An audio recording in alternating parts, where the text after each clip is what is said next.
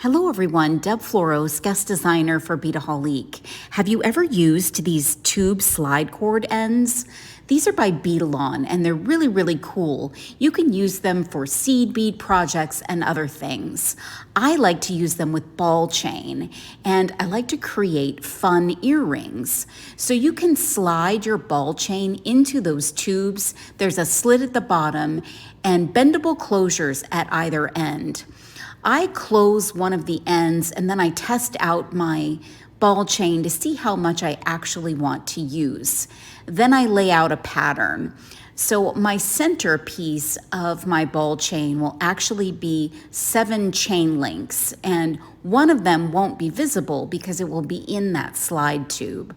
I did a bit of an ascending pattern, so 2 5 section, 2 4 section, and 2 3 section pieces of ball chain. And I cut them with flush cutters and laid them out next to the tube to make sure that I liked the design and make sure that they fit nicely in that tube. Now you could go with one additional piece in this size tube, but I like the fact that it moves around and has great movement. So when I've got one end closed, I slide in all of the pieces in the order that I want.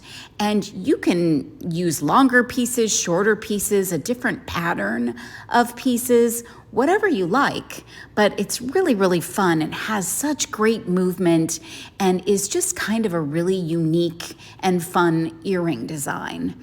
Now I close up my other end and I use a little plier to make sure that it actually gets securely closed.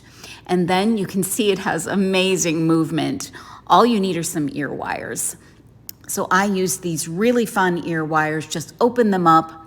And because those slide ends have loops at the top, you can just attach them very easily onto your ear wires and close them up. These are so much fun to make and such great earrings. These can go with just about anything. I hope that you'll give these a try. They're really fun, and you can find everything to make these at Beadaholique.com. Thank you so much for watching. Have a great day.